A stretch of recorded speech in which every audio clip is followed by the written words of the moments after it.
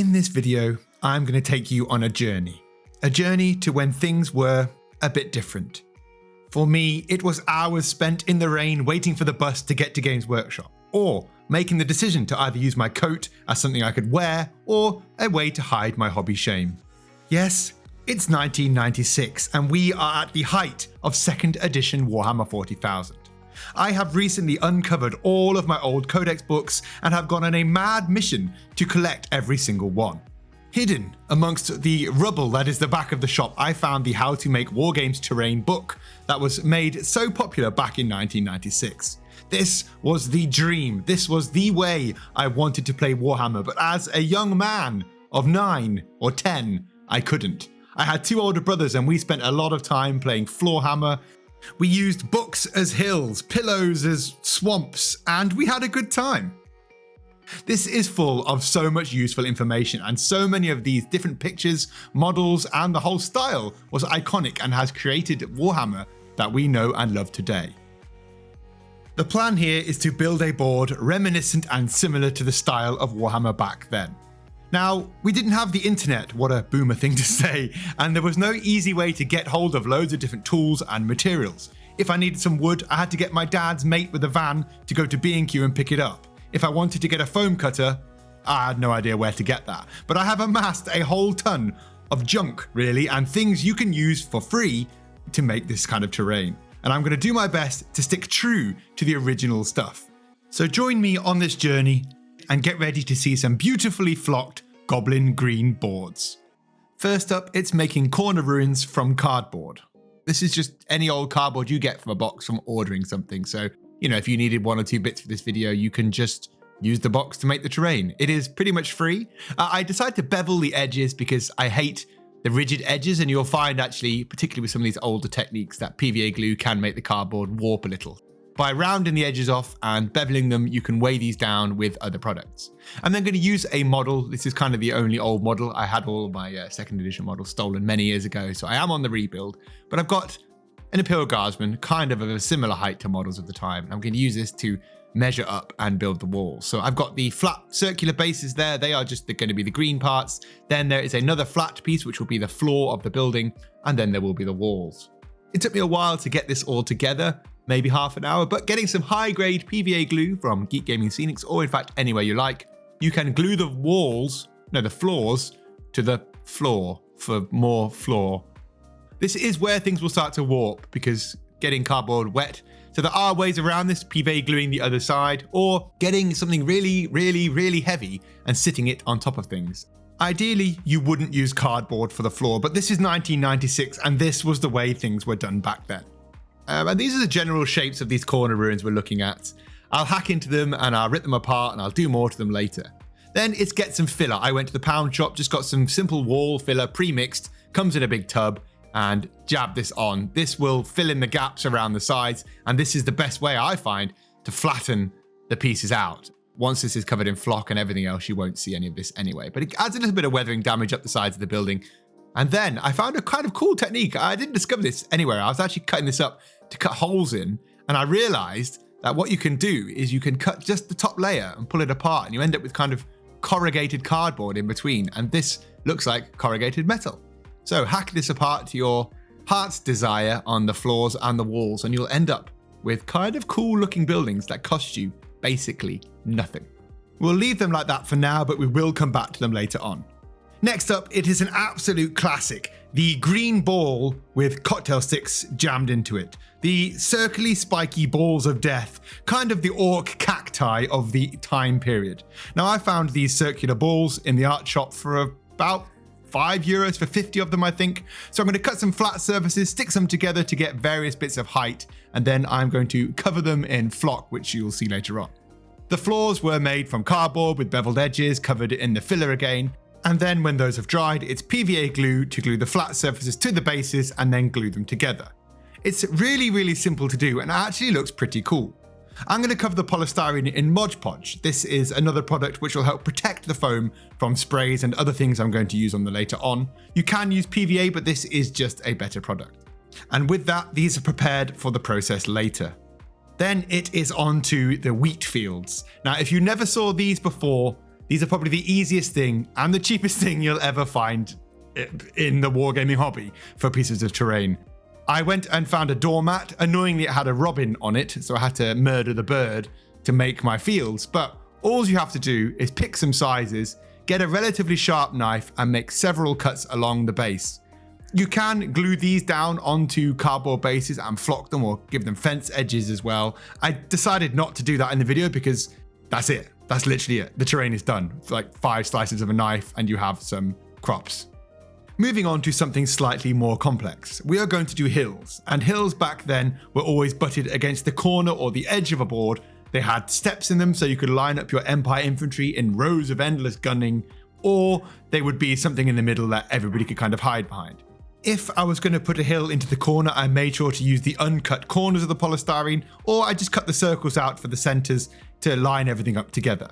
This is a very messy part of the hobby, so do have your hand vac or your hoover on the ready and try not to cut to your mum's favourite dining room table. To put the pieces together, give a bit more support, I jammed cocktail sticks through any of the various levels, and this will help add a bit more support. I covered them then in casting plaster. I got this from Gaming Scenics, but you can get this, and this was plaster of Paris back in the day, and get this from any of the sort of your local shops, your B&Q, that kind of place. I would actually use modeling compound, a different product by Geek Gaming, to make my hills. This is not how I would make hills now, and I've done hills that looked a lot better just as easily using different products, but that's not the essence of this video. I'm going to add some cool stuff to these by adding bark chunks. I would normally again use rock molds, but bark chunks look just as good really in the end. And if you remember the hills you could buy from Games Workshop, they had kind of a green foamy flock texture and then a few rocky bits. This will replicate that kind of look. I know it looks awful now, but when this is sprayed up and sprinkled with other bits of grout and rocks, it'll look a lot better. Whilst we let that dry, we'll find one more project from the book. It was a pretty close decision between roads, rivers, or the industrial site, and honestly, for me, it kind of had to be this. Using old tomato soup tins, Coke cans, a can of Monster, you can make what looks like industrial or farmy silos.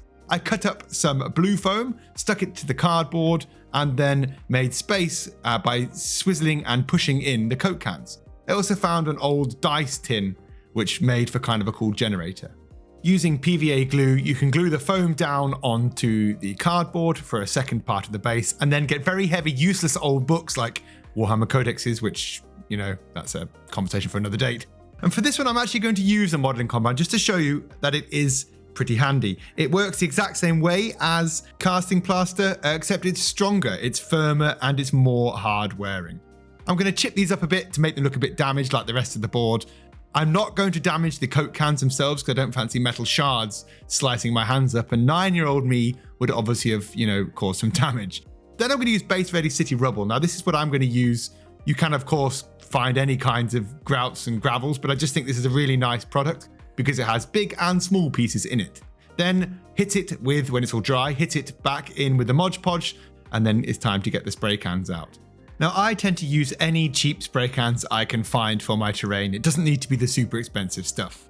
I've got a nice green here to use on the hills because inevitably the flock or something will chip and dent, and the last thing you want is some white plaster visible through your terrain.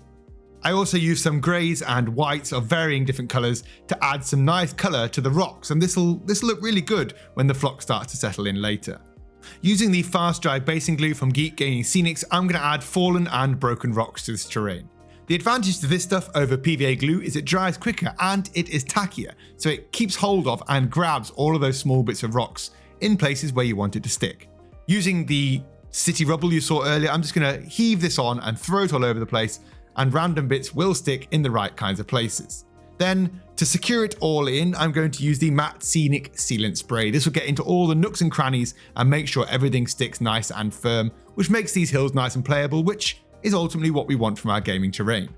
As you can see, this is when it's wet, it has gotten absolutely everywhere and it has saturated all of those little rocks.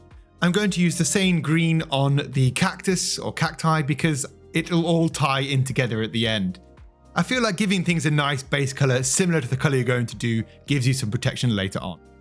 Using various greys and dark blacks, I'm going to spray up all of the buildings. As you can see, these look pretty good. Now, the cardboard is quite a thirsty material, so it will absorb a lot of the spray can, so do use the cheap car spray cans you can get from your pound, euro or dollar shops. Same here with the foam, and as you can see, it hasn't melted because the Mod Podge has done a good job.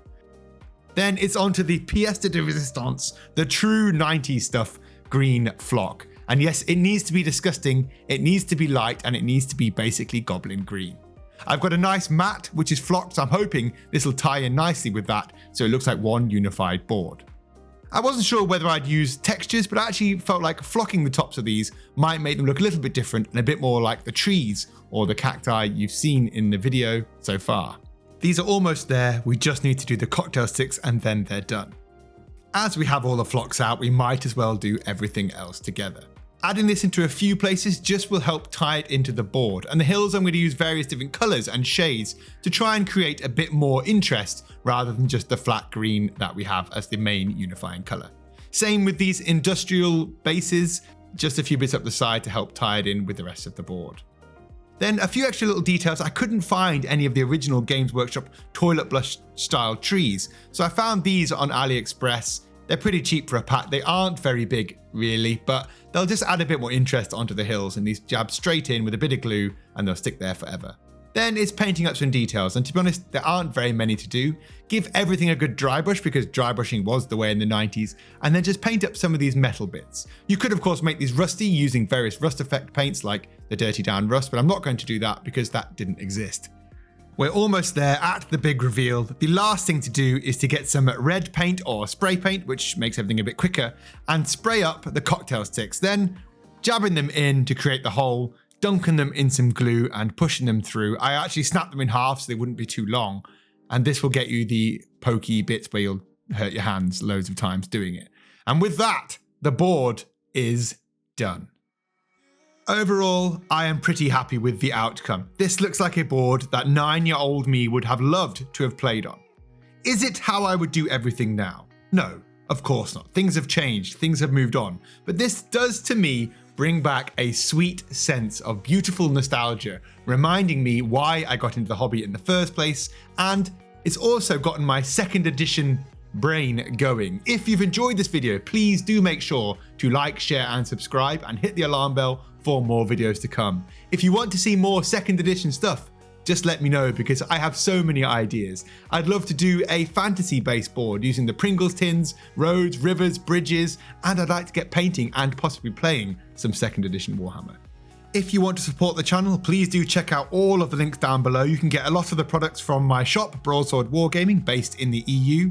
And there is also a link down there to get to the Patreon. This will give you access to a private Discord, a monthly hangout. You can get your name up on the studio wall, and it's just a great way to help support the channel and to keep me going and keep me going on with these kinds of projects. I hope you have enjoyed the video. Look after yourselves, take care, and I'll catch you in the next one.